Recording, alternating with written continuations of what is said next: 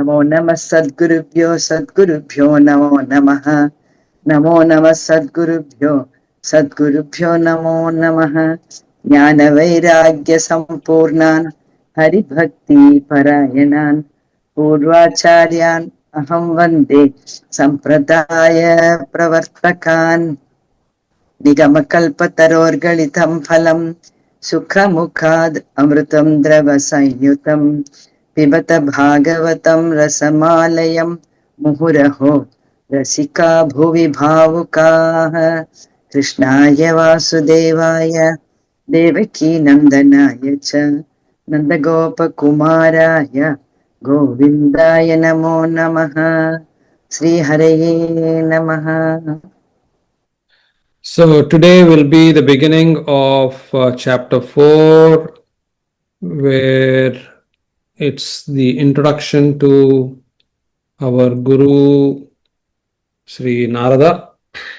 So this chapter will be a breeze through, it shouldn't be too difficult, but the next one is heavily loaded with a lot of um, Sanskrit as well as spiritual essence. So let's do this easy one first, and then I'll sort out the more difficult one when time comes.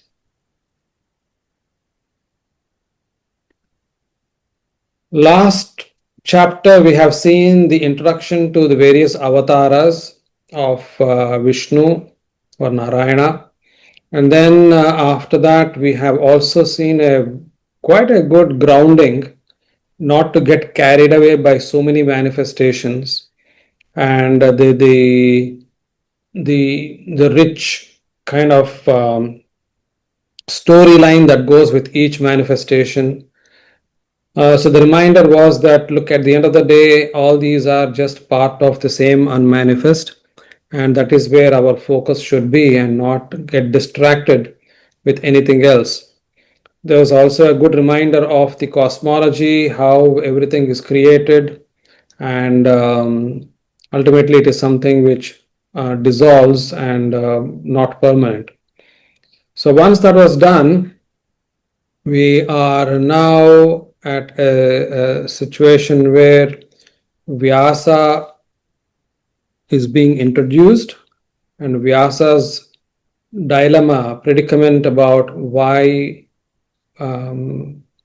he somehow feels that there's some vacuum, some gap, and he was not completely happy with something was bothering his mind, and he figured out that maybe the spiritual essence of the divine almighty has been missed in his writings, particularly of Mahabharata.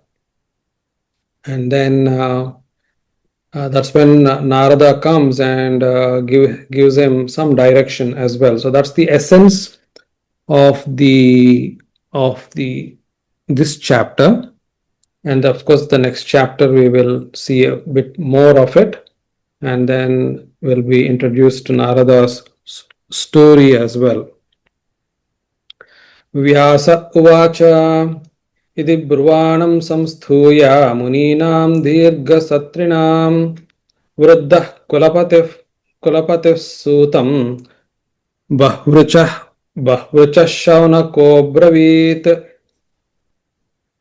इति ब्रुवाणं संस्थूय मुनीनां दीर्घसत्रिणां वृद्धः कुलपतिः सूतं बह्वृचः शौनकः अब्रवीत्.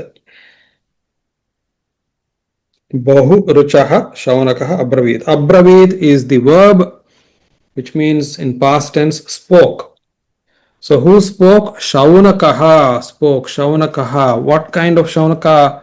What are his adjectives? He is the Kulapati.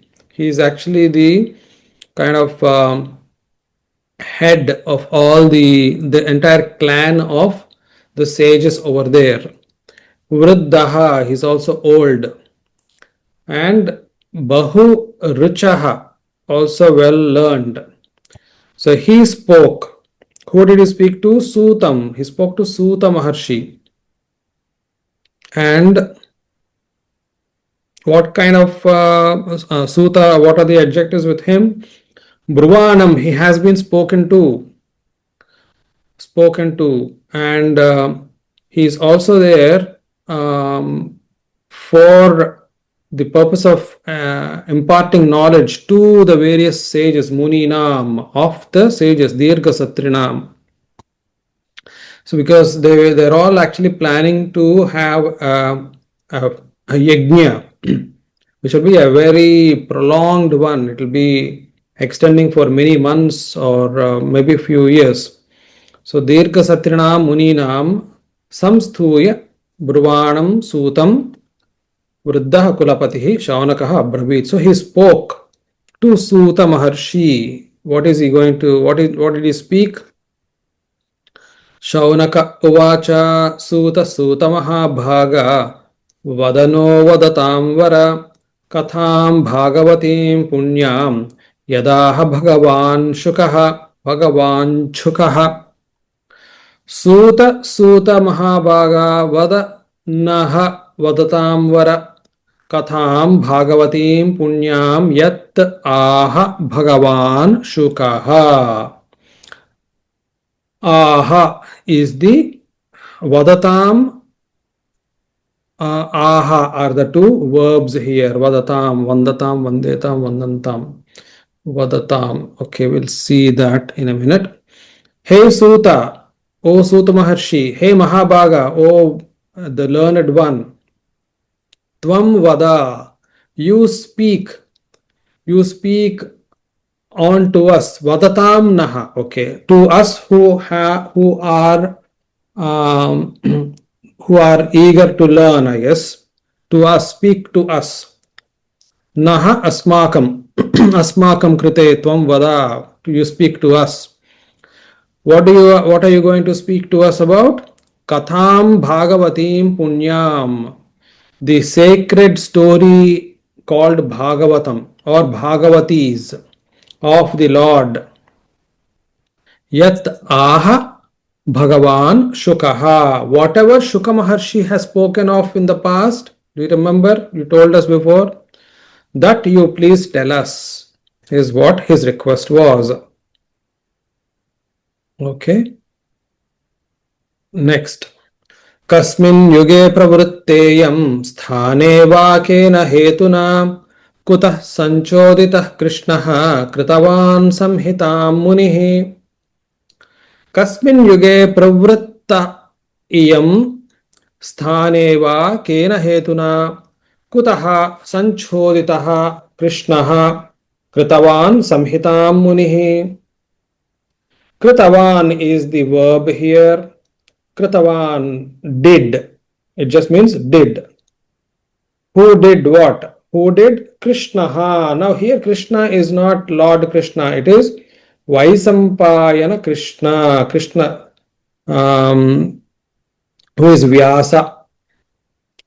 Vyasa Maharshi. Krishna Kritavan. What did he do? Samhitam. So he actually compiled the Vedas, or did did some assembly of the Vedas. Of course, later on we will know that he's actually separated them as well. He divided them into 4 parts. What else are the adjectives of Vyasa mentioned here? Sanchoditaha. Sanchoditaha. He we'll see what Sanchodita means. Inspired by. Okay. So, Kasmin Yuge, in which era Pravritta Iyam did it start? In which era did this start? The compilation of Bhagavatam. Kasmin Sthaneva, in which place did it start? Kena Hetuna, for what, with what cause, what actually caused, what was the reason why this was written, the Bhagavatam? Kutaha sanchoditaha, where did he get this inspiration from to write all this, the excellent text called Bhagavatam? So that was the question asked about how did it all start. Tasya putro mahayogi samadhrun nirvikalpakaha ekantamati matirunnidro gudho mudha iveyate. Tasya putraha mahayogi samadhrut निर्विकल्पकः एकांतमतिः उन्निद्रः गूढ़ः मूढ़ः इव ईयते. Iyate is the verb here. We'll see what iyate means. Appears like. Iyate is the verb, appears like. Who is appearing like what? Putraha, son. Whose putra? Tasya putraha. Tasya means his. Vyasa's son. Vyasa's son. He is a Mahayogi. Samadhruk. He sees everything to be the same. Nirvikalpaha. Nirvikalpakaha is not really perturbed by anything. Unmanifest kind of thing. Ekantamatihi. One single pointed focus of his mind. Unnidraha, always awake, basically. Unnidraha, surpassed nescience. Okay, basically always awake in the sense he is above the ignorance, he is fully in knowledge. Gudaha, kind of secretive or within himself. Mudaha iva iyate, now he looks more like a dullard. He looks as if he is ignorant fool. But everyone knows that he is extremely knowledgeable. So there were two questions asked. One was about Vyasa and what inspired him to write Bhagavatam. Second question was, who is his son? Can you tell us a bit more about his son, who is extremely knowledgeable but single-minded, sees everything to be the same, but he appears to be as if like a fool. Drishtva rushimat. Wait. Drishtva rishim. Okay.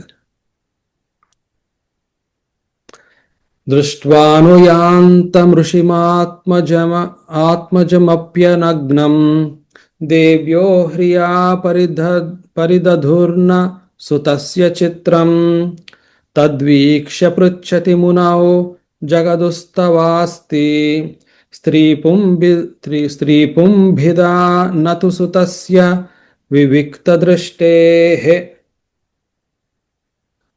Drishtva anuyantam rishim atmajam api anagnam devyah hriya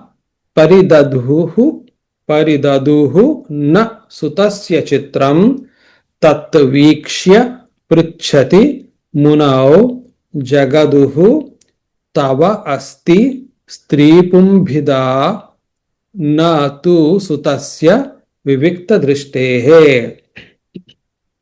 It's an interesting sloka which is quite well known as well. It actually shows the different states of their enlightenment of Vyasa and his son Shuka. How is that? Let us see. Drishtva, having seen. Anuyantam, the one who is being followed. Rishim, sage. Atmajam, the son. Atma means self. Jam is born out of. So born out of self. So that's the son. Api also. Anagnam. And now the context, I need to give you the context. Otherwise it may look out of the blue. So what's happening is, there are the various celestial beings, basically apsaras, damsels. So they are actually kind of enjoying themselves bathing in the water body over there in the forest.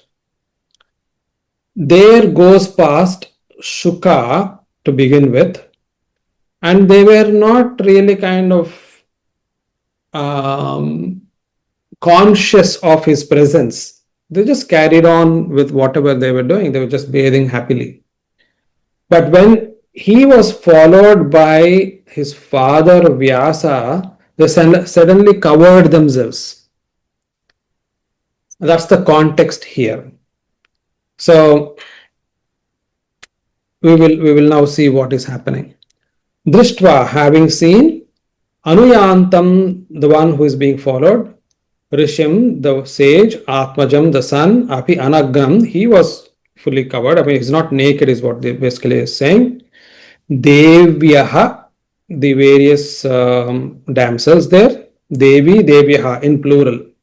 Hriyaha, Hiri would be something to do with heart. Let us see what Hriyaha here is. Out of shyness, okay, out of shyness. Okay, Hriya, out of shyness. Paridaduhu na sutasya chitram. So they basically, out of shyness, they were covered. They were covered themselves. Na sutasya chitram. Oh, how interesting chitram! It is really astonishing. They have covered themselves for the presence of. Okay, it comes later. Vyasa, but they did not cover themselves for this the son Sutta. Okay, earlier I think I said Shuka. It is Sutta Maharshi. Tat Vikshya, having seen, Prichati Munau Jagaduhu Tava Asti. So, having seen the difference, the damsels were basically asking, "Hey Munau, oh dear Vyasa, Tava asti, there is a difference for you. There is Stri Pun Bhida, difference between a male and a female physical appearance. Na tu Sutasya, but not for Suta. Vivikta Drishtehe, who does not differentiate for him, everything is the same. In the earlier shloka also, he was called as Samadruk, the one who sees everything to be the same. So this is a fascinating aspect of how well in tune was he with the oneness. He could not really see anything to be different whatsoever, and he is the one who actually obviously the more enlightened one, whereas Vyasa was still in a way still seeing things differently, and that's what they were kind of pointing it out to. Okay. Katham malakshitah pauraihi sampraptah kurujangalan unmattamoka jadavat vicharan gajasahvaye. Katham alakshitah pauraihi sampraptah kurujangalan unmatta mooka jada with unmatta mooka jada with vicharan gajas sahvaye. So sampraptaha is the verb here. Sampraptaha reached. Sampraptaha reached. Where did he reach? What did he reach? Kuru Jangalan. He reached the kingdoms of Kuru dynasty and Jangala. He reached their kingdom.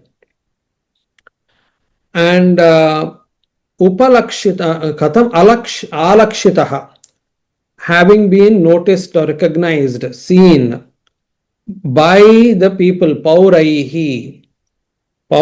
So they have actually recognized him and he reached this place, but he was also seen to be almost like a mad person, unmatta, mooka, dumb, jada, foolish. So he looked jadavit. So he looked as if he was mentally challenged in all aspects. Gajasahvaye. So apparently, interestingly, Gajasahvayaha. Um, Gajasahvayaha is Hastinapura. Hastinapura being the capital of the Kuru dynasty. So again, maybe there is meaning here. Hasti naturally refers to an elephant. Hastinapura may be being translated to Gajasahvayaha. So Gaja being elephant. So apparently that's another name for Hastinapura. So he's reached Hastinapura and he was noticed by these various people, but he was seen as if like a mentally challenged person. कथं वा पाण्डवे यस्य राजर्षेर्मुनिना सह संवादः समभूत्तात यत्रैषा सात्वती श्रुतिः. कथं वा पाण्डवे यस्य राजर्षेः मुनिना सह संवादः समभूत् तात यत्र एषा सात्वती श्रुतिः. Now they are curious to know what was that conversation that happened between Parikshit Maharaj and our Suta Maharshi. Katham va Pandaveyasya. Okay. Pandaveyasya Rajarshehe, of that noble king and the king, the descendant of the Pandavas, Munina Saha, with the Muni, Katham va, how did it happen? So they're curious to know how did it, what kind of conversation? Samvadaha, Samabhut. Samabhut is the verb here. Samabhut happened. What happened? Samabhut. Samvadaha, conversation happened. Conversation between whom? Between the Raja Parikshit and the Muni Suta Maharshi. Hey Tata, oh dear father or child, Yatra Esha Satvati Shrutihi, where that Samvada, that conversation was all about the essence of Vedas. We are very curious to know.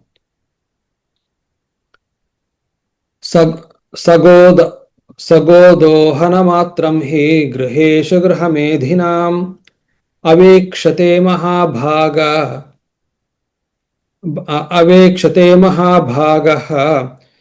तीर्थीं कुर्वन् तदाश्रमम्. सः गोदोहनमात्रं हि गृहेषु गृहमेधिनाम् अवेक्षते महाभागः तीर्थी कुर्वन् तदा ashramam. Avekshate. Avekshate is the verb. Avekshate is more like waiting, but waiting. Waits. Okay, waits. Yeah, true. Actually, present tense, not. Avekshate, waits. Who is waiting? Who is waiting? Saha. That him. He is waiting. He is waiting. Where is he waiting? Griheshu. In the houses. Whose houses are those? Grihamedhinam, of the householders, the grihastha, those who are in the grihastha phase of their lives, with families and all that. So he is waiting in their houses, of the householders, grihasthas. Kiyat paryantam, to what extent, for how much time? That is the interesting part. Godohana matram. So he only stays in somebody's house for as long as it takes to milk a cow. After that time is over, he moves from that place. He doesn't stay longer than that. Mahabhagaha, that noble person, that Suta Maharshi. Tirtim Kurvan, now where he stays, where he stays, he basically makes it like a purified, sacred place. Tada ashramam, he makes it almost like a hermitage. By staying for that short little while alone, he has the capacity to turn that place into a hermitage, a sacred place. So that is the level of um, his kind of divinity. Here, Yeah. can I say something? Yes, please. Yeah. Here, Sutta is telling Shaunaka and other munis That's what I was about getting confused. about about Shuka. That's what I was getting mixed up. Vyasa's son is Shuka, and as he is describing, Yeah. Sutta is telling that Shuka is a mumukshu, Ah, and that story about the ladies who are yes. bathing and all. Yeah. And Yeah. then Godohana Matram, they go for Bhiksha. Hmm. When he goes for Bhiksha, Hmm. Yeah. Shuka Muni, when he goes for Bhiksha, he will stand at a house outside the house asking for Bhiksha Ah, only for a very, very short while as milking a cow. And then he moves on if there is no response, or if there is response. Either way, he moves on. So I think that is yeah, maybe that's the inference. But Shuka. yeah, thanks And for then coming when he coming to my goes, rescue, because suddenly I got mixed with Suta and Shuka names. So Shuka Maharshi is the son of Vyasa, and Suta is the one who is actually narrating all this. Yes, that's true. But I think we need to be true to the Sanskrit essence here. I know what you're saying, but the way it's written here is griheshu, in the houses. Grihamedhinam, of the householders. Now, uh, Avekshan. Okay. Tirthi, okay, that is fine. Tirthi Kurvan, so he makes it a sacred place. Now, of course, the place can be sanctified by just accepting the alms as well. Tada ashramam. So he's Tada. obviously somehow it is becoming seems to be more like in the place rather than outside the place.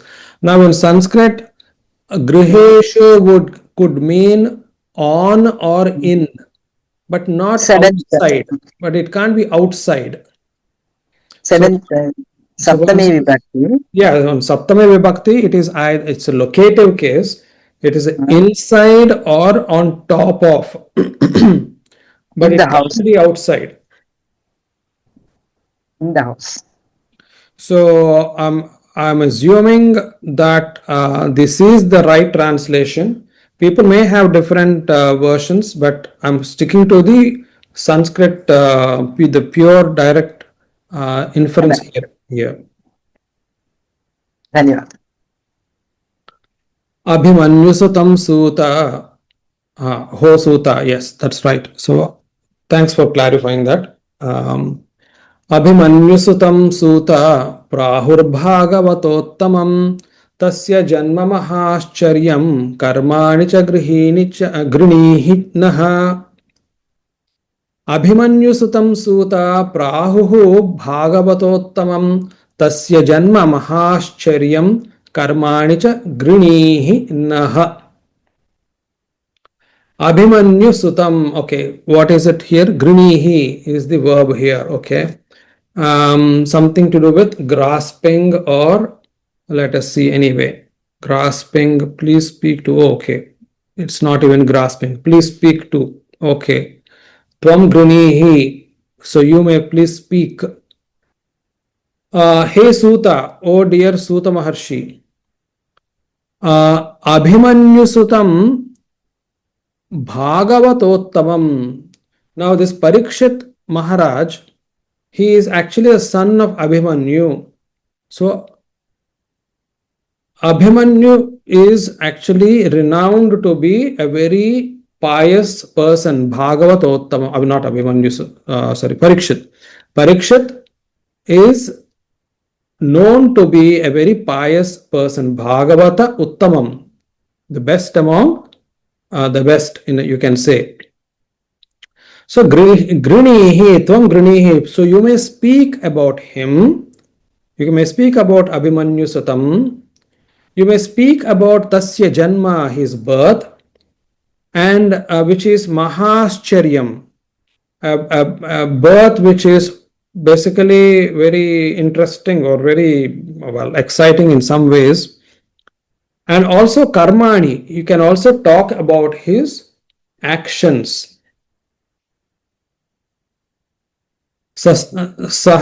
ससाम्राट् कस्य वा हेतोः पाण्डूनां मानवर्धनः प्रायोपविष्टो गङ्गायाम् अनादृत्याधिराट् श्रियम्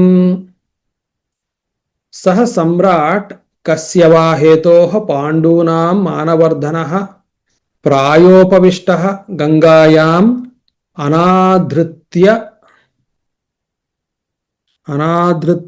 अधिराट श्रियम अनादृत्य अधिराट श्रियम okay अधिराट सह सम्राट कस्य okay, let me just check what adhirat means. That is where okay, adhirat acquired. Okay.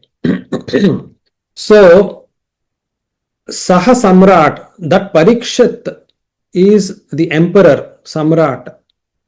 Kasya va hetoho, from what reason? What is that reason? Kasya hetoho, of what reason?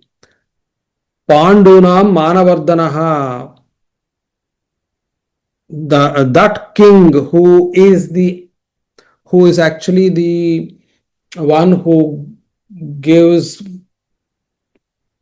brings in great fame to the Pandavas, of the Pandavas. He is the that's direct translation, by the way. So Saha Samrat Pandunam Manavardhanaha, that emperor who brings fame to the Pandavas. What was the reason for him to do Prayopavishtaha? So he is the one who is actually doing something called Prayopavishtaha, Praya Upavishtaha. So apparently this is fasting unto death. Why is he doing that? And where is he doing it, by the way? Gangayam. Now Gangayam, actually, as I said just now, it's a locative case in feminine form. It could mean in the Ganga or on Ganga, on the banks of Ganga. Now, if we look at it from that point of view, now going back to the griheshu, it could also mean in the house or on the banks of the house. So Gangayam, so on the banks of the house would be in the street, basically, as Annapurnagar was saying. Maybe he was begging for his alms there rather than inside the house. So therefore things may add up now. So Gangayam, basically it can't be in the waters of Ganga that he is actually fasting on to death. He is actually on the banks of Ganga. He is fasting on to death. So they are astonished to find out what is that reason which made him do that. Gangayam anadritya adhirat shriyam. So he is basically let go of his wealth, fame, everything, and is actually fasting on to death. Now it's not mentioned here what is the reason. Maybe it will be mentioned somewhere later on.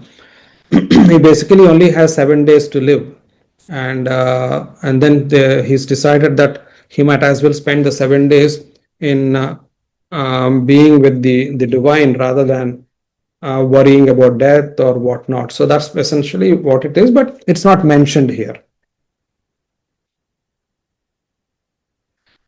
नमन्ति यत्पादनिकेतमात्मनः शिवाय हानीय धनानि शत्रवः कथं स वीरः श्रियमङ्गदुस्त्यजाम् युवैषतोत् स्रष्टुमहो सुहासुभिः सहासुभिः नमन्ति यत्पादनिकेतनम् आत्मनः शिवाय हानीय धनानि शत्रवः कथं सः वीरः Shriyam Anga Dustyajam Yuvai Yuvaishata Yuvaishata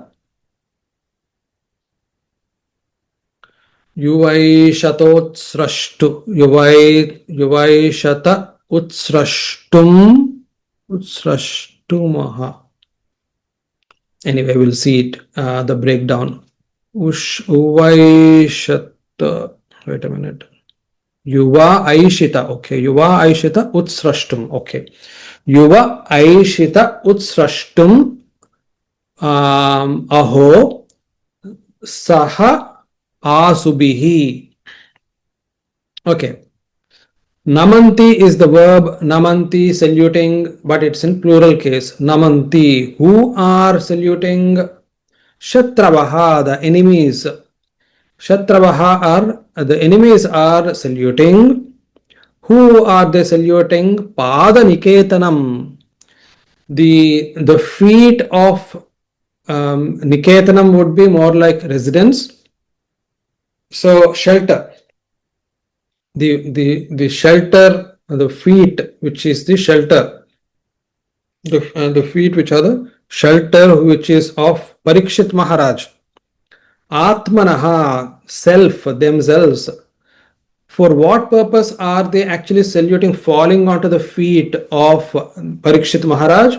Shivaya, for welfare. Haniya, for all sorts of fears. Dhanani, for wealth as well.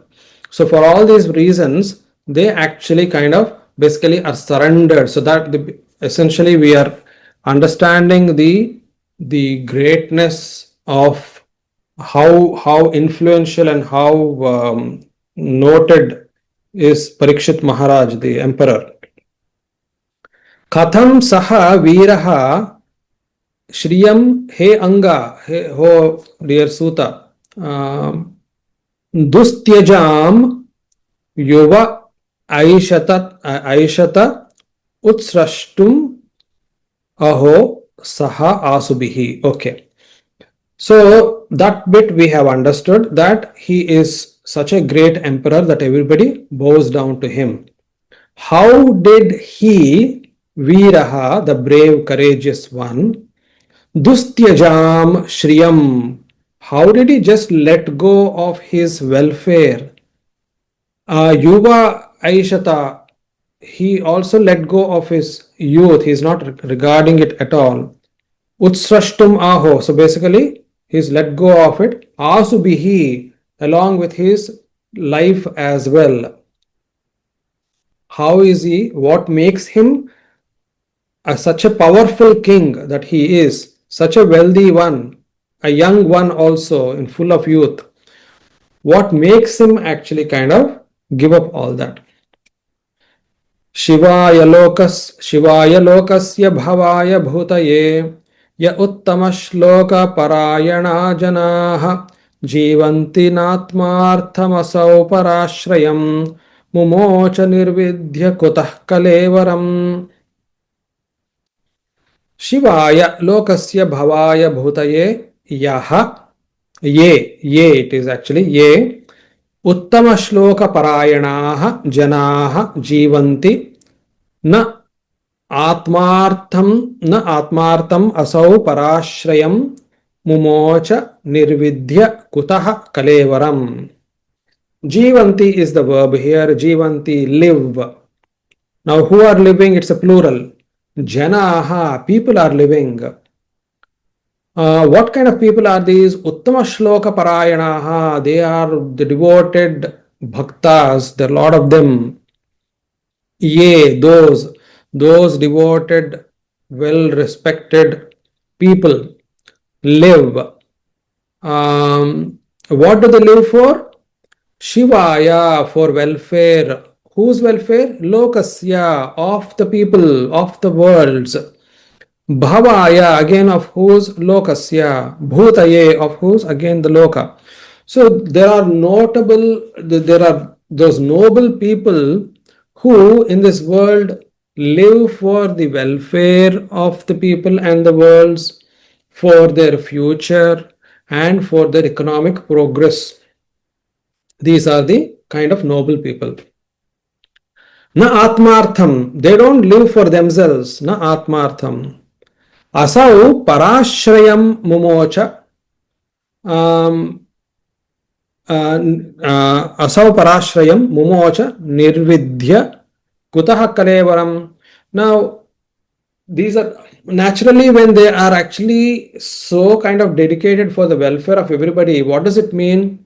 Everybody else is actually living on them. They are also living on this particular noble person.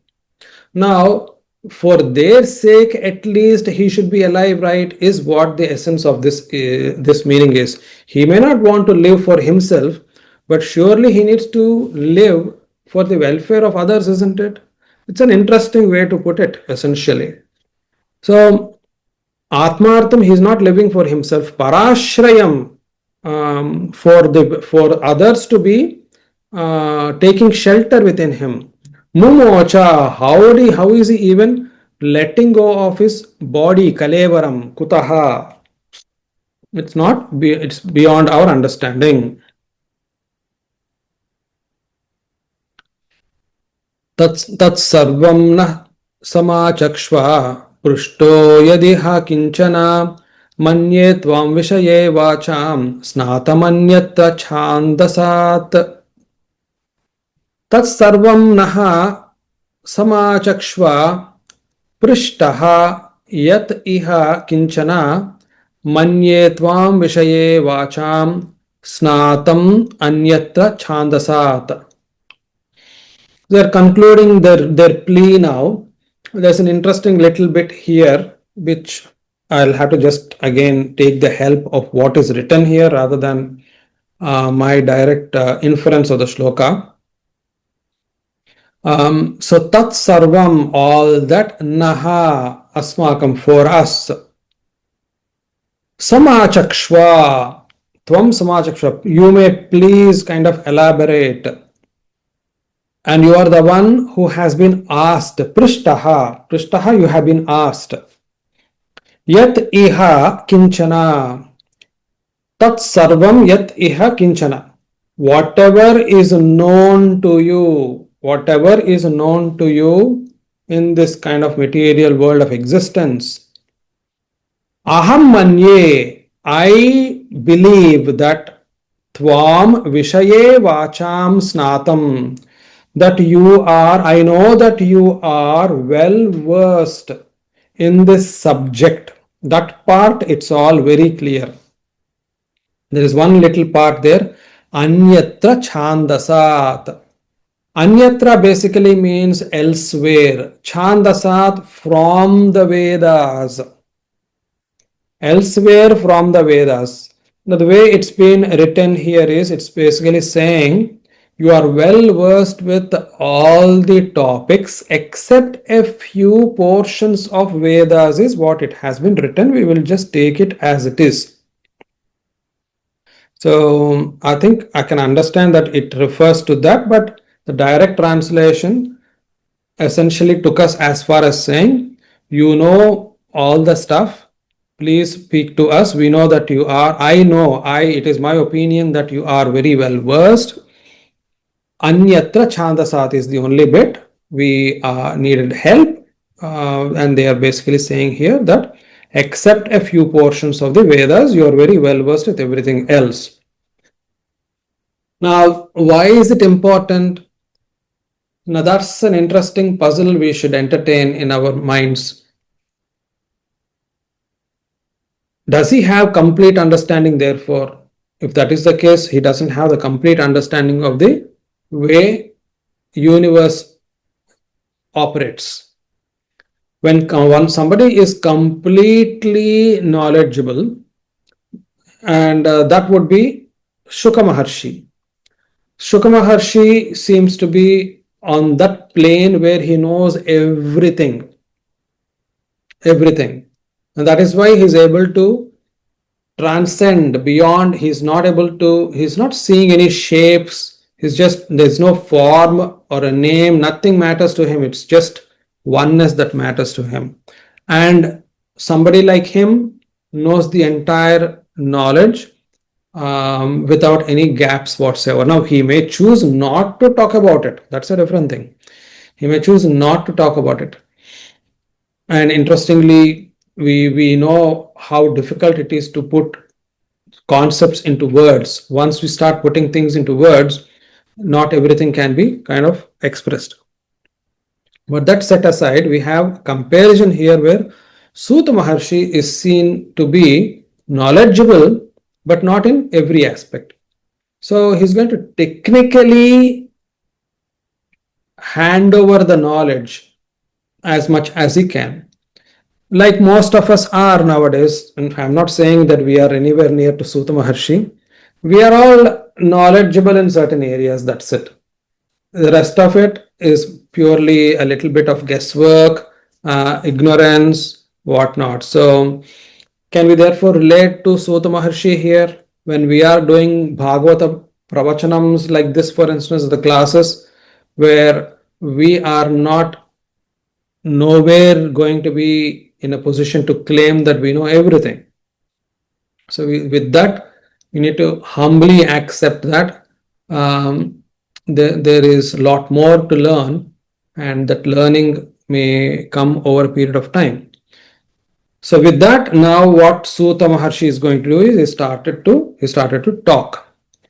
Suta uvacha dvapare samanuprapte tritiye yuga paryaye jatah parasharad yogi vyasavyam kalaya harehe. द्वापरे समानुप्राप्ते तृतीये युगपर्यये जातः पराशरात् योगी वासव्याम कलया हरेः. Jataha is the verb born. Who was born? Yogi was born. Yogi was born. Of whom was he born? Parasharat, from his father Parashara. In whose womb was he born? Vasavyam. Apparently his mother's name is Vasavi. Now, Satyavati, as much as I know, she is Satyavati. So Vasavi. So Vasavyam, he was born in the womb of Vasavi. With what? Kalaya, with from the seed, I guess, or whatever we may call it. In this, I don't know. So this repeated mention of plenary portion. So if you understand what plenary portion means, please let me know. Otherwise, my understanding is it's an amsha. It's an amsha, a little bit from the Divine Almighty, of the Divine Almighty. Where is it written? Hare, of Hari. So from that was he born. When was he born? Dvapara Yuge. Dvapare Samanuprapte, just as it started, I guess. Tritiye Yugaparyaye, apparently in the third quarter, I guess, of that.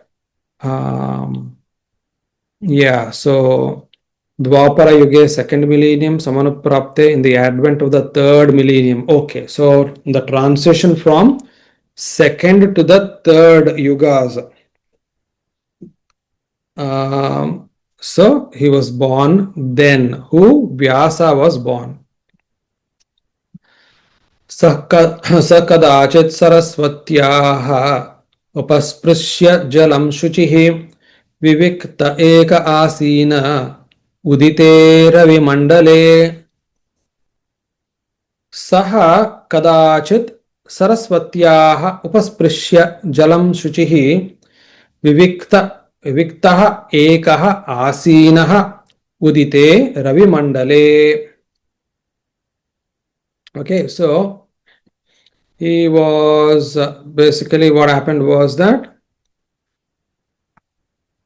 at one point of time, we have gone forward. Kadachit, at some point of time, Saraswatyaha, of Saraswati. What of Saraswati? Jalam, Shuchihi Jalam, the pure water. Upasprishya, having touched, essentially too, for his ablutions or whatever, bathing, everything, having done that. Viviktah ekah asinaha, he was he was seated possibly in a very isolated place, maybe just to meditate upon and whatever.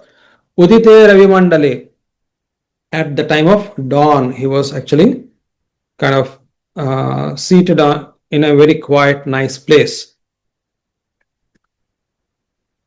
Paravarajñah sa rishihi kalena vyaktaram hasa yuga dharma vyatikaram praptam bhuvi yuge yuge.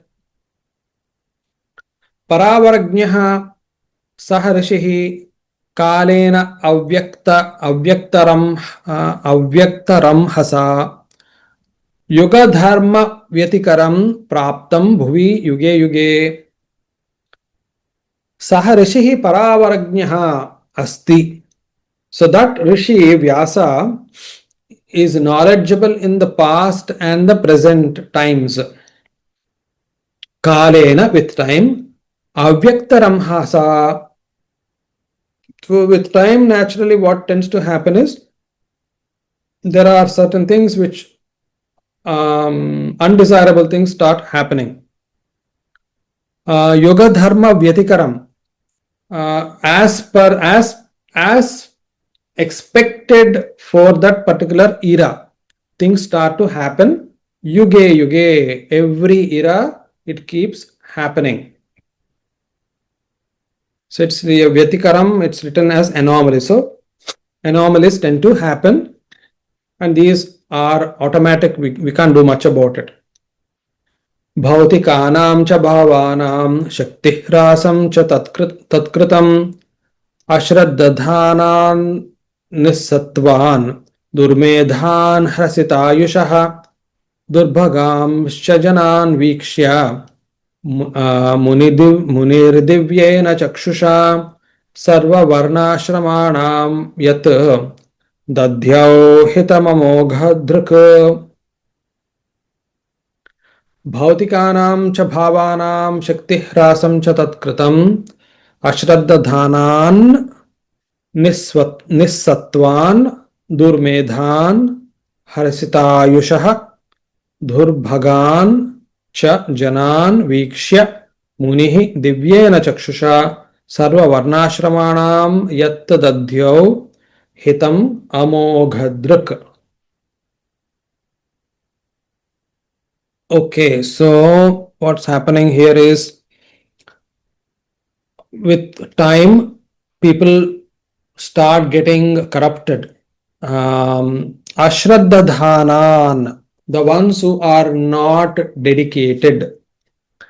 Nissattvan, those who are not of noble qualities, sattvaguna, they are not of sattvaguna. Dhurmedhan, they don't have much of intelligence.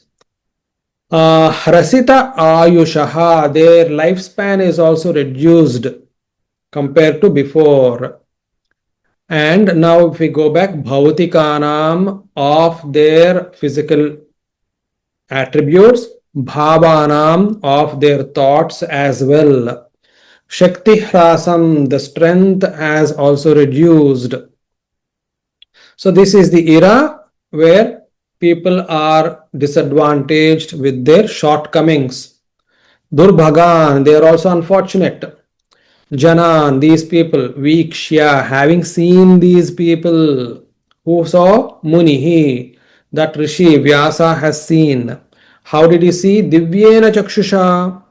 He actually could see what is going to happen in advance. Divyena chakshusha, with the divine eyes, he was able to see what is going to happen, or what will happen in future of the people being not so kind of intelligent, not strong enough, not living long enough, and not dedicated enough, all those kind of things. Hence, what did he do?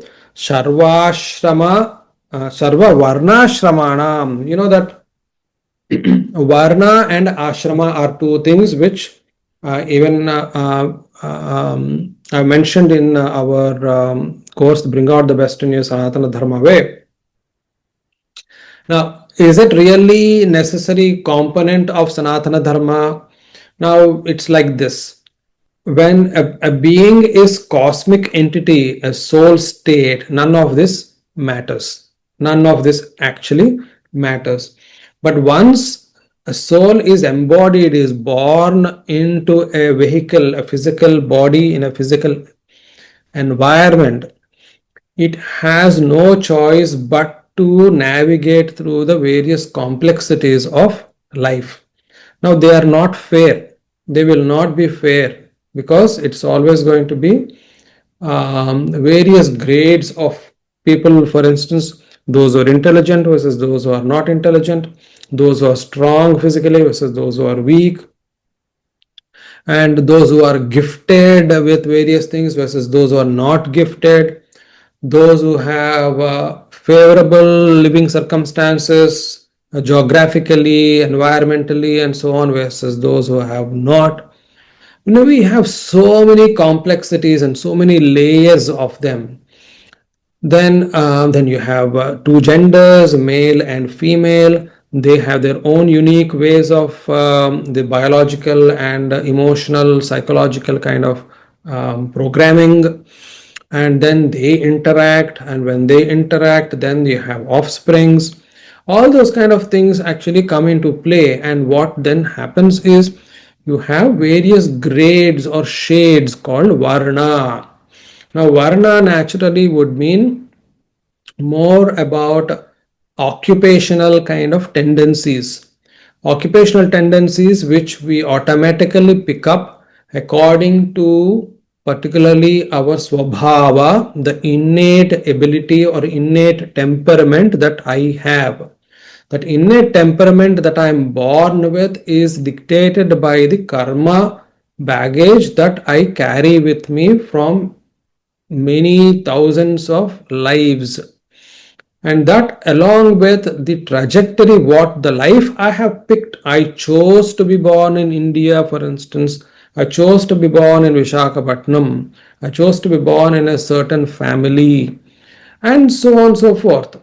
Now, if I have chosen to be born, once I am born, I can't be saying why am I born in this unfavorable circumstance. So this is the paradox of it. So I knew well before I was born that I had to choose, or given the options, I had to choose this particular birth, the way it is. But once I'm born, I can't crib for one, my temperament, two, the circumstances. I had to learn to live with these two. So therefore, we call it swadharma. And that swadharma is something which I would live with and will not abandon. Because if I abandon, then I'm opportunistic. And if I continuously think this is not what I'm supposed to be, that one is what I'm supposed to be, I'm more excited to be in that camp and not this one, you'll always feel bitter and frustrated. So this is how they are really nicely kind of linked with one another. Unfortunately, when it comes to human application, it doesn't translate well at all. It becomes politically incorrect. It sounds politically incorrect, but unfortunately, that is what it is. Nobody can comprehend the completeness of this unique thing, but understandably, somebody in down the line would start feeling that they have been disadvantaged, they have been wronged, they should have been doing better if only they had better circumstances, and so on. So now, does it mean that I just sit in my position and not do anything and sit helplessly, or just wait for this life to end, hoping that there would be a better life? No is the answer. The question is basically, or the point there is that you have to accept the circumstances and the temperament that you are born with good, because that gives you the mental strength and emotional strength. But then you work with your levels of intelligence, you snatch opportunities as they present, and you carve your way um, um, putting things together, your spiritual knowledge, your material knowledge, and your social kind of responsibilities, all those will lead you to a certain stage of life in a very lot more healthier, psychologically healthier fashion. So varna, so that's the whole point about varna. Then ashrama, various stages of our life. We start with bachelorhood, we then have a marital life, and then we are in a retired life, and so on and so forth. We have to accept that also. But underneath all that is the spiritual understanding that I am the Atman.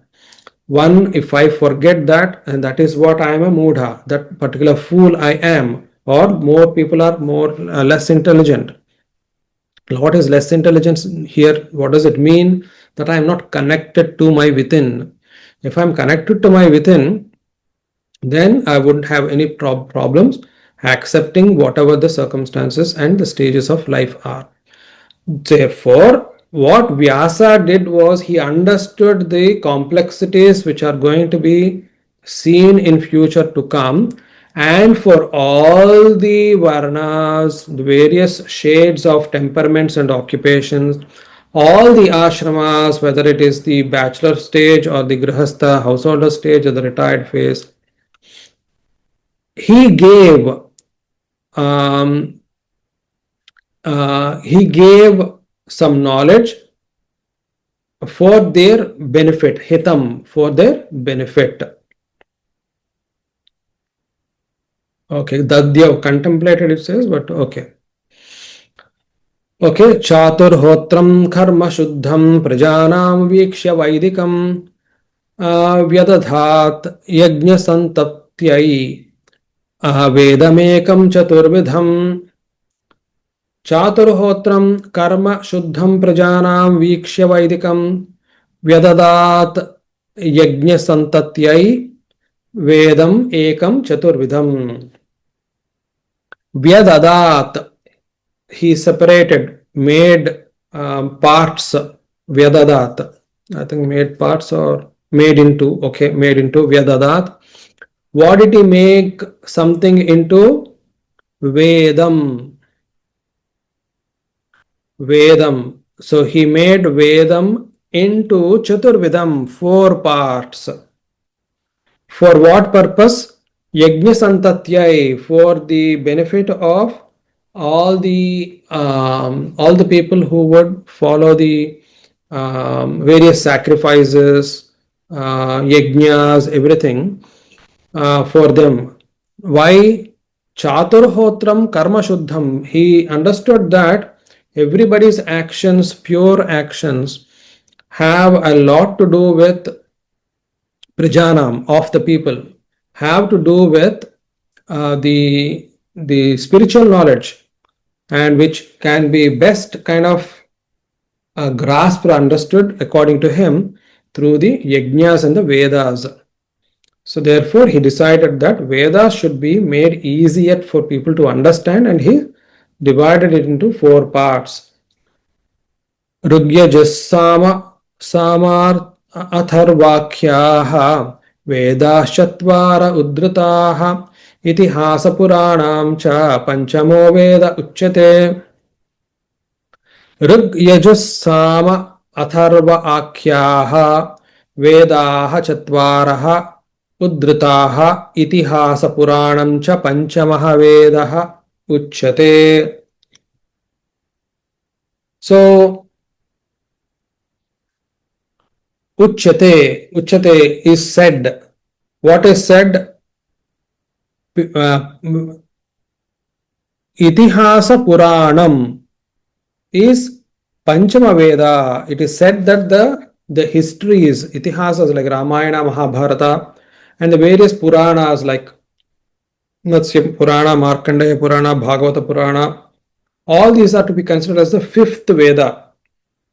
Whereas Rigveda, Yajurveda, Samaveda, Atharvaveda are the 4 parts of that one single Veda previously. Tatra Rigveda Dharaha तत्र ऋग्वेदधरः पैलः सामगो जैमिनिः कविः वैशम्पायन एवैको निष्णातो यजुषामुता तत्र ऋग्वेदधरः पैलः सामगः जैमिनिः कविः वैशम्पायनः एव एकः निष्णातः यजुषाम् उत. So there are leaders in knowledge like professors. So for Rigveda it was a Paila, for Samaveda it was Jaimini, for Yajurveda it was Vaishampayana. Okay, those are the three names. अथर्वाङ्गिरसामासीत् सुमन्तोर्दारुणो मुनिः इतिहासपुराणानां पितामेरो महर्षणः अथर्व आङ्गिरसम् आसीत्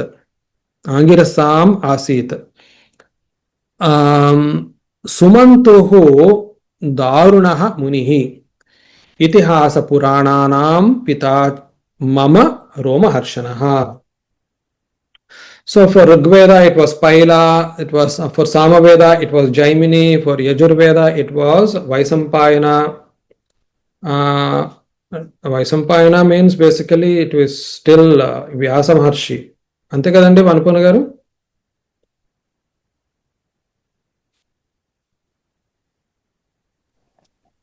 Vaishampayana అంటే వ్యాసుడే. కానీ ఇక్కడ Vaishampayana he is allotting to himself, is it? I think so. I remember vaguely maybe that it was, I don't know, anyway. It must be Vaisampayana as in Vyasa himself. Atharva Angirasa. So Atharva was for Angirasa. And Asit, he was given the responsibility, you can say. There was another person called Sumantu. He was also very well versed Muni.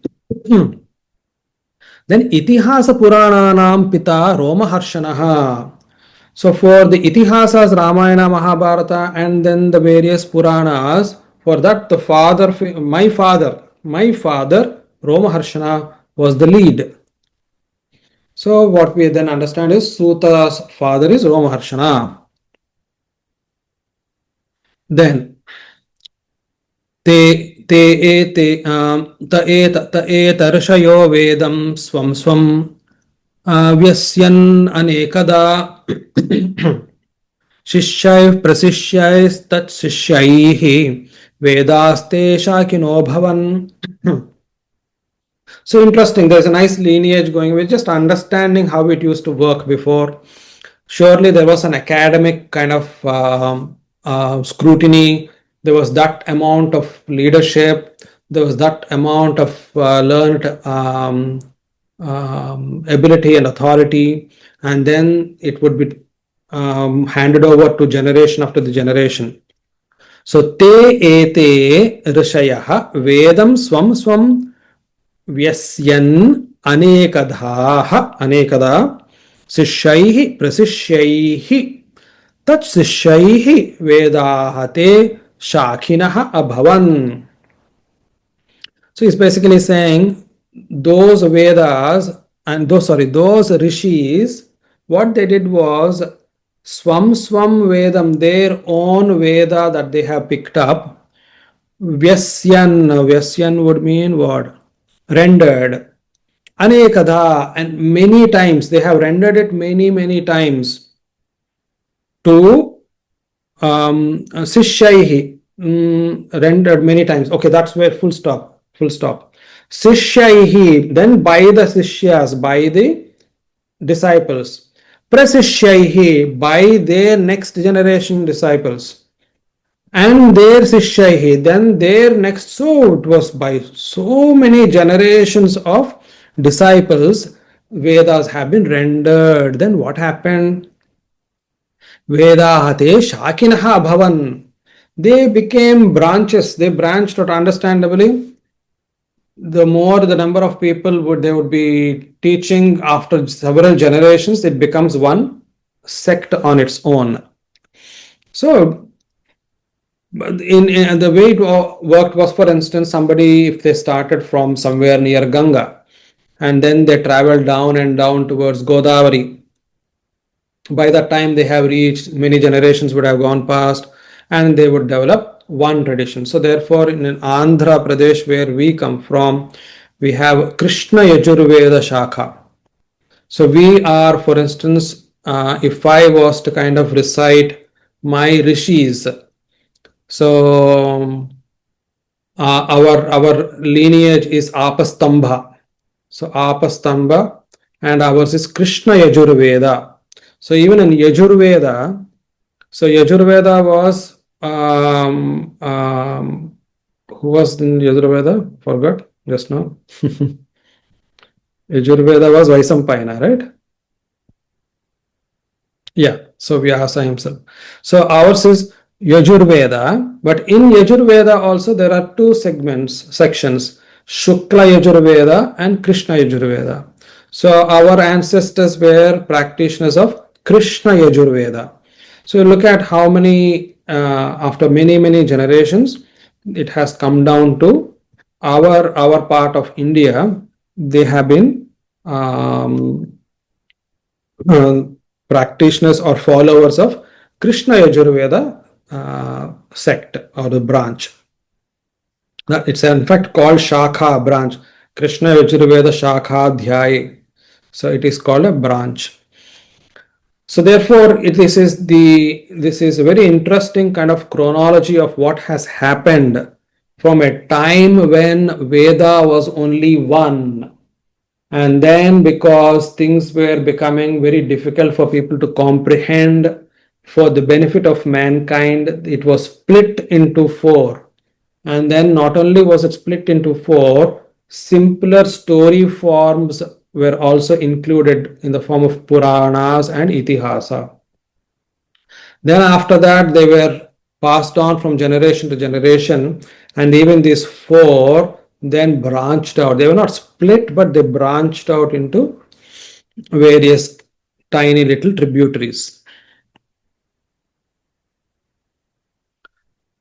स्त्रीशूद्रद्विजबन्धूनां त्रयीनः श्रुतिगोचराः कर्म श्रेयसि मूढानां श्रेय एवं भवेदिह इति भारतमाख्यानं कृपया मुनिना कृतम्.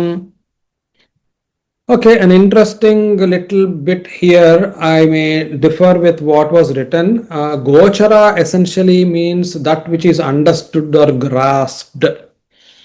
Okay, so it is being referred to the Vedas. Stri Shudra Dvijabandhunam Trayi Na Shruti Gocharaha Karma Shreyasi Mudhanam Shreya Evam Bhaved Iha Iti Bharatam Akhyanam Kripaya Munina Kritam. There are some paradoxes here from a sociological point of view, and not everybody is going to like it. And let's just be true to what this shloka is trying to say. Stri, women, Shudra, the ones who are artisans and workers, farmers, workers, artisans. Dvija Bandhunam. Now, Dvija means twice born. Twice born in the sense from a very spiritual point of view. So, and they were typically considered to be Brahmanas and Vaishyas and Kshatriyas. And they were all kind of considered to be, and they were given Upanayana Samskara. So, once they were born, in fact, I read through the purport just to understand the social context, and it was interesting. So the way birth even was planned was the couple who are going to have their child need to be extremely spiritually inclined and should do the Garbhadana Samskara. They have to practice certain kind of spiritual kind of steps even before they conceive. So birth is not just about after being born, having been in the womb. birth actually started from even before the embryo came into existence. And that is a very important lesson we need to keep in mind here. So the first birth was even before becoming pregnant. So that is Garbhadana. Second birth is when there is the Upanayana Samskara, which is a ceremony which is of initiating the child into further education. Now, if you keep it this way, now a Dvija is strictly speaking only those who have had these two happen. Just because somebody was born to a particular class of people like a Brahmana or a Kshatriya or a Vaishya doesn't automatically make them eligible for Dvijahood. So essentially Dvija Bandhunam. So that is an interesting aspect here. Those who are not actually initiated through Garbhadana Samskara and just born just like that, or in other words, it was written out of passion if the child was born. Those are not to be considered as Dvija. They are Dvija Bandhu, but not Dvija. They may be born into that family, but they are not classified as that. Hence, the understanding is that they are not spiritually intelligent enough. Neither are the working class people they are not spiritually intelligent enough.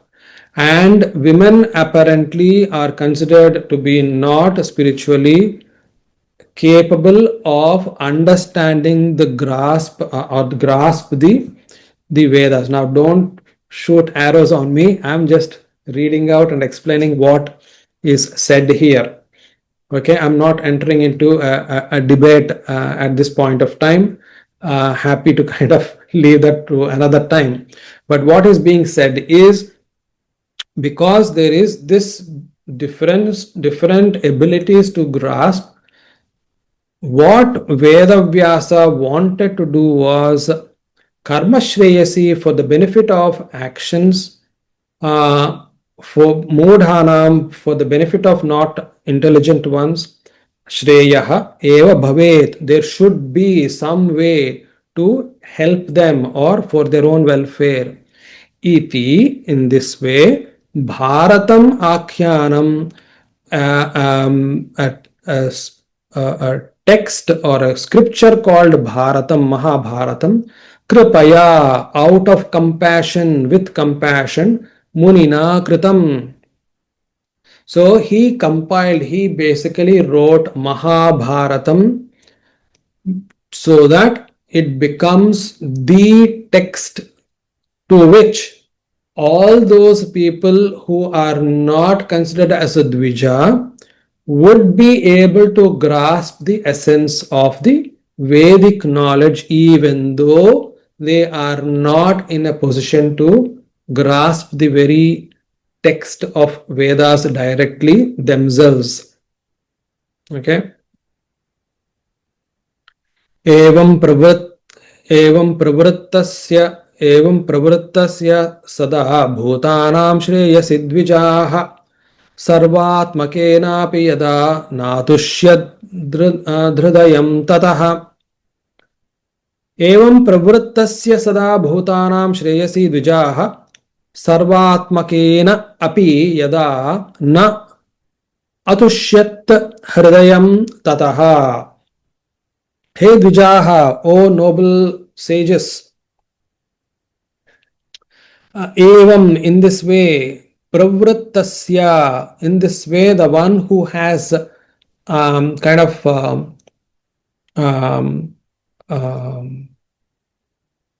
taken upon the task for himself. For what? Sada, always. Bhutanam Shreyasi, for the welfare of mankind or living creatures. Sarvatmakena, through, again, by, let me just see, it is instrumental case, but what is Sarvatmakena? By all means. By all means, yada na atushyat hridayam tataha. So, something is not satisfied Na atushyat, not satisfied. What is not satisfied? The hridayam, the heart is not satisfied. The heart is not satisfied yada, when all this has been done. He has written the Mahabharata, but somewhere he doesn't seem to be satisfied. So just 6 more shlokas. I don't know if you want to bear with it. I'll go through, and then yeah, I know that we are inching towards the close of time. So he was not satisfied basically. Okay. नाति प्रसीद हृदयः सरस्वत्यास्तटेषु च वितर्कयन् विविक्तस्थ इदं चोवाच धर्मवित् नाति प्रसी न अति प्रसीद प्रसीदत् न अति प्रसीदत् हृदयः सरस्वत्याः तटेषु च वितर्कयन् विविक्तः विविक्तस्त idam cha uvacha dharmavit. Uvacha, spoke, that is the verb. Now who spoke? Dharmavit, the one who is full of bestowed with knowledge of dharma.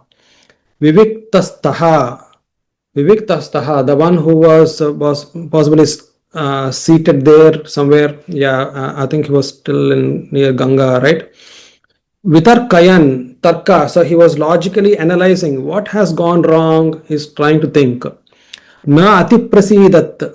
So the one who is not happy, he's not pleased. That hridayaha. So that the one who had that heart, it's actually an adjective of him. He, the one whose heart is not satisfied, spoke. That is what it means. And where? Saraswatya hatate. Oh, sorry, now he's moved to Saraswati. Was he there in Saraswati earlier? No, I thought, was he in Ganga? This is about Vyasa. Yeah, no, Vyasa. I think earlier he was, I think he was near Saraswati only. Anyway, so Saraswati. He is near Saraswati bank, Saraswati. Yeah, Parikshit was at Ganga. Vyasa is in Saraswati. Okay, fine. So he is on the banks of Saraswati and he was logically analyzing what has gone wrong, and he thus spoke. Uvacha. धृतव्रतेन हि मया छन्दांसि गुरवोऽग्नयः मानिता निर्व्यलीकेन गृहीतं चानुशासनं भारतव्यपदेशेन ह्याम्नायार्थश्च प्रदर्शितः दृश्यते यत्र धर्मादि स्त्रीशूद्रादिभिरप्युत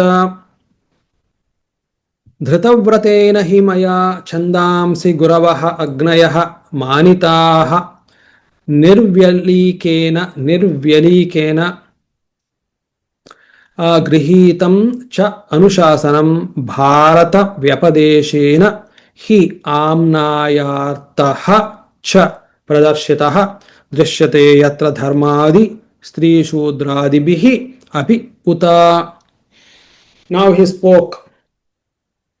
Drishyate is the verb. Drishyate, what is seen? Drishyate, what is obvious? Amnaya artaha pradarshitaha. You know what? I have actually kind of done an excellent job of compiling the Mahabharata. There is no kind of technical flaw there. Now, what am I? Dhritavratena, with what? With what have I compiled this? Dhritavratena. I have taken vows to be disciplined and practice the austerities and so on. Maya, by me. Chandamsi, in the Vedas. And who has obviously taught these? Guravaha, the way, my gurus. Agnayaha manitaha. He has also conducted a lot of yajnas. Nirvyalikena dhrita vratena cha anushasanam grihitam. So I've basically followed all the requirements to be eligible to be writing Mahabharata, and then Bharata Vyapadeshena, now having compiled with the compilation of Mahabharata, and then making sure that it had all the technical attributes correct in it. I have done everything that could be done. And in fact, I've also done something else. I was also wanting it to be written for the welfare of everyone, not to exclude anybody. So for it to be easily to be in the grasp of women among the worker class, as well as the Dvijabandhu, who have not gone through the kind of sacred kind of a birth format, and who are therefore not spiritually intelligent enough. I have made it so clear and well within reach for all of them, is what he had said. तथा पिबत मे देह्यो ह्यात्मा चैवात्मना विभुः असंपन्न इवा भाति ब्रह्मवच्चस्य सत्तमः तथापि भता मे देह्यः हि आत्मा च एव आत्मना विभुः असंपन्नः इव आभाति ब्रह्मवर्चस्य सत्तमः तथापि even then but something is amiss. Mama dehyaha, my body, he atma, my soul, cha eva atmana vibhuhu. So basically something is amiss. I feel it with my body and my soul. Asampannaha, that something is incomplete. Asampannaha iva abhati. It seems like something is incomplete. Brahmavachasya sattamaha. I am the one who has been given the knowledge. So somehow I feel my work, there's something incomplete, is what he's saying. Kim va bhagavata dharma na prayena nirupitaha priyah paramahamsanam ta eva hyachyuta priyah किं वा भागवताः धर्माः न प्रायेण निरूपिताः प्रियाः परमहंसानां त एव हि अच्युतप्रियाः. So then now he is having this doubt. Kim, so then what? Bhagavataah dharmaah na prayena nirupitaah. Maybe, na prayena, maybe I did not explicitly showcase, demonstrate the divine dharma itself, the spiritual knowledge, the essence of Bhagavan. Perhaps I did not. Priyaha, Paramahamsanam Priyaha, and he is the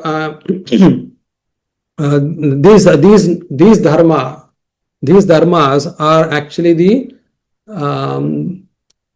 are dear to various noble elevated people, and Achyuta Priyaha, and they are also dear to the Lord himself. So somehow I did not do a proper job of not explicitly including this devotional aspect of the spiritual knowledge. Tasyevam khilamatmanam manyamanasya kidhyatah krishnasya narado bhyagat ashramam pragudahritam. Tasya evam kilam atmanam manyamanasya kidhyatah krishnasya naradaha abhyagat ashramam prag udahritam. Abhyagat is the verb. Abhyagat has arrived. Who arrived? Narada arrived. Naradaha abhyagat. Where did he come to? Ashramam. He came to the hermitage. Whose ashrama? Krishnasya, Vyasasya ashrama. The ashrama of Vyasa. Prak udahritam. Now, Sutta is basically saying, I've already mentioned about this before, didn't I? So just as I mentioned before, now Narada has entered into the ashrama of Vyasa Maharshi. At what time? Just when tasya evam khilam atmanam manyamanasya kidyataha. Kidyataha, he was so in regret, so in pain. He was in pain, thinking to himself that something is amiss. Apparently, kilam is given here as inferior. So something is, he feels a lot of pain in not fulfilling what he set out to do to begin with. तमभिज्ञाय सहसा प्रत्युत्थायागतं मुनिः पूजयामास विधिवत् नारदं सुरपूजितम् तम अभिज्ञाय सहसा प्रत्युत्थाय आगतं मुनिः पूजयामास विधिवत् नारदं सुरपूजितम् पूजयामास, he worshipped vidhivat, as per the norms. Who worshipped? Munihi, the sage. Sahasa pratyuthaya, immediately getting up.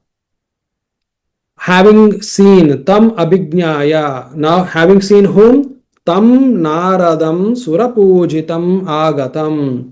That Narada who is worshipped by all the devatas and who has arrived, on seeing him, immediately he got up and according to the norms, he worshipped or basically respected Narada Maharshi. So that's the end of this chapter. I have successfully completed it. Because I said this is an easier chapter to go through. The next chapter can be a little loaded, well, heavily loaded actually. Actually, next chapter is more a story. Well, it starts off with a lot of interesting depth, and I've struggled with a few shlokas I have seen, I've noticed on the first reading. I have to sit with them and go through them a little more thoroughly. Then, of course, when the story comes, things will be easier. I've realized there are two parts to Bhagavatam. One is the story part, another is the spiritual essence.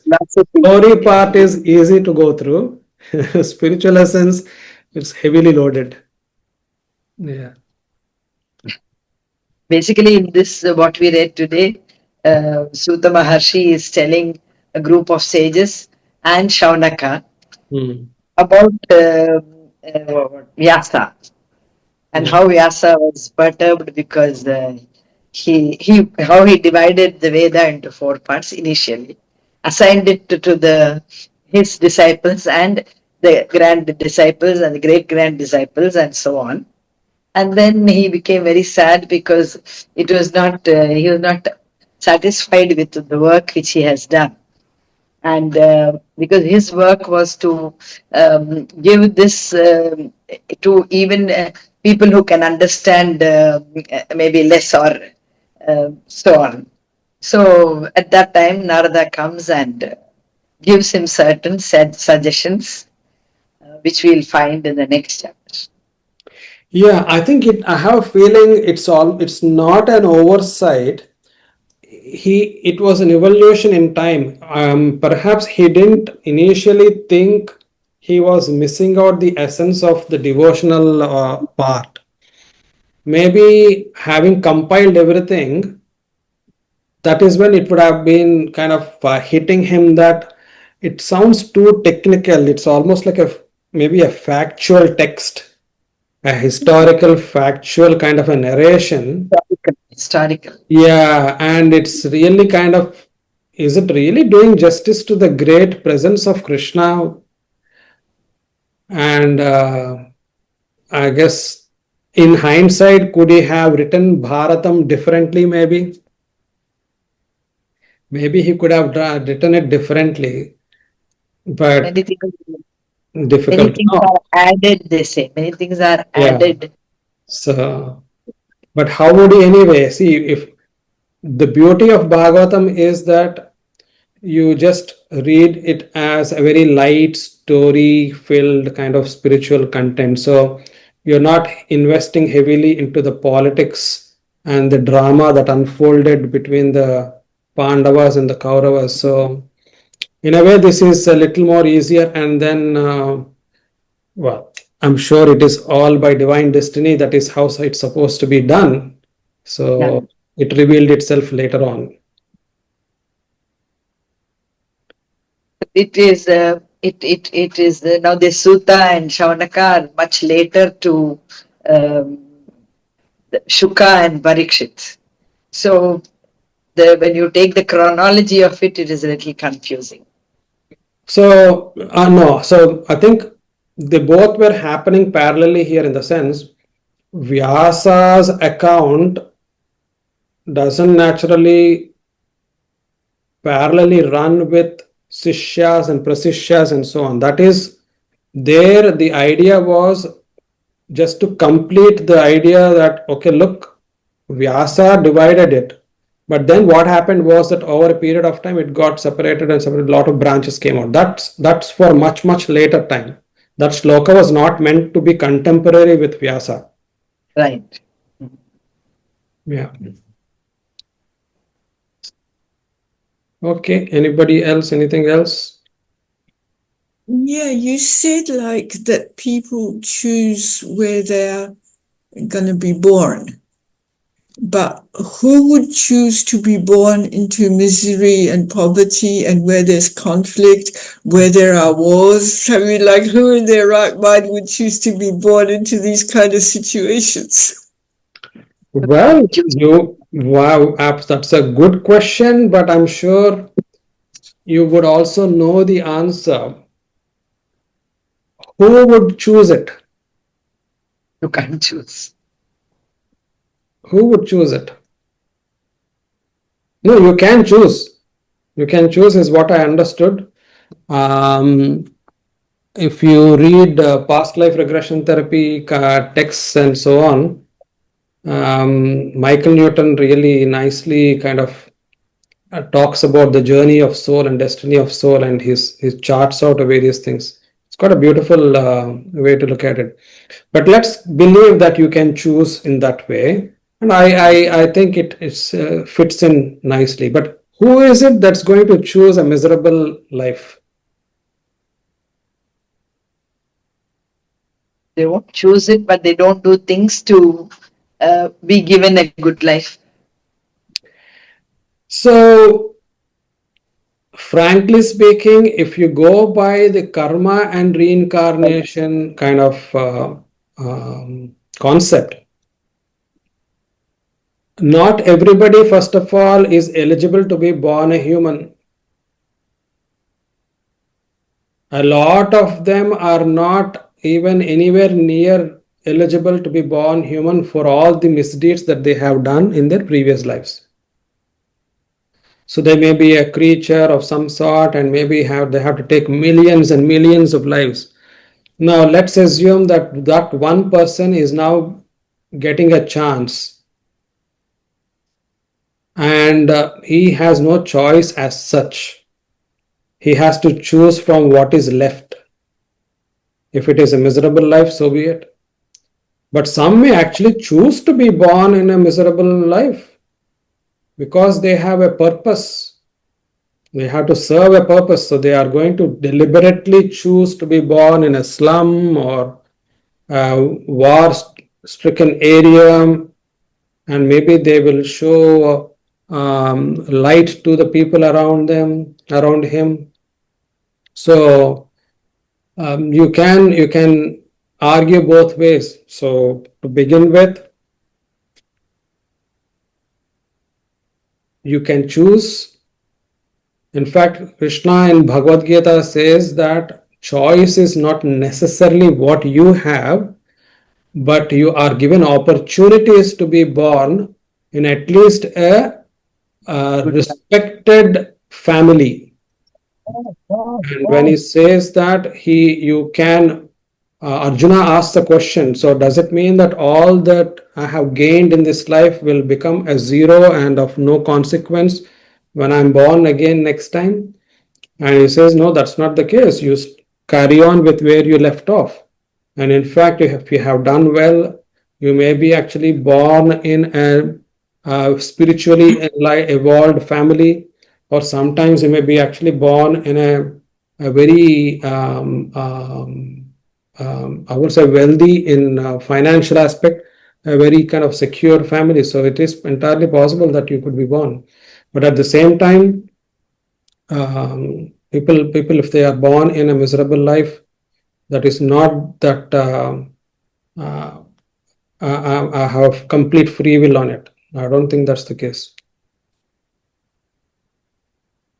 Because I often ask myself, having worked and seen people in dreadful situations, I ask myself, what have I done to deserve to be born in a beautiful country like New Zealand, then to come to Britain, which is pretty okay, and then to be given all these wonderful opportunities. And I think, my God, I don't deserve this. I look at what other people are going through, and in a way, it seemed unfair. So what do you do with your life then? A privileged life. What do you Well, do? I tried to work in human rights and make the world better, and I realized maybe I was bashing my head against a brick wall, because it's not actually getting better, it's getting worse. Yeah. So that's the whole point. That's exactly the point, isn't it? A lot of people waste their privileged lives. So they will be born in a miserable life the next time, possibly. Oh, So now you know the answer. In fact, in the same bring out the best in you Sanatana Dharma way, I pull out in the karma aspect, I do say that why me? Under the question, why me? So we often ask the question, why me, in the context of very unfavorable circumstances. But do we ever ask ourselves the question, why me in favorable circumstances? Why am I made intelligent? Why am I actually having one fortune after the other? Have I ever thought about it? you should If just a be person thankful. doesn't think about it, then they're definitely getting fooled. They're wasting their time. They're just wasting their riches. Maybe the riches were meant to be kind of donated in a proportion. Maybe the intelligence was meant to be used for creating some eco-friendly and human rights friendly, or peace friendly kind of policies, or work. So there's a lot that is a responsibility. So privilege is a responsibility, not a right. So karma applies there as well. Why me? So you're doing That's, good. You're doing well, Karanji. I'm not sure. that's wonderfully said, Srinivasti. And Karanji, when you were speaking, what really stood out to me was your awareness of that. And that made me think, like you are saying, why me? And that made me think of that I'm hearing this gratitude, because rather than this is my birthright, you're okay, why me? So, okay, I can be grateful that I have these things rather than just take them for granted. And gratitude is such a beautiful virtue. We also know in neuroscientific terms, it turns on the wiser parts of our brain rather than the primitive parts. Um, it also reminded me this discussion of once a meditation teacher once said to me, if something unpleasant happens to you, accept it as part of being here. So, it's just all beings suffer. That's part of existing. And if something good happens to you, take it as a gift. With neither of them, take it that it defines you. It doesn't say anything about you. So just, I think that's symbolically, maybe that's why we have prasad. Srinivasti, you might know better. But for me, that seemed very symbolic, that you just accept whatever prasadam you get. You don't say, ideally we wouldn't say, I'm a good person, so I got the beautiful prasad that I'm my favorite, and I'm not a good person. It's just, this is a gift, accept it either way. And it's nothing to do with us at all. So yeah, they were thoughts that were coming to me when you were speaking. Yeah, yeah. Thank you.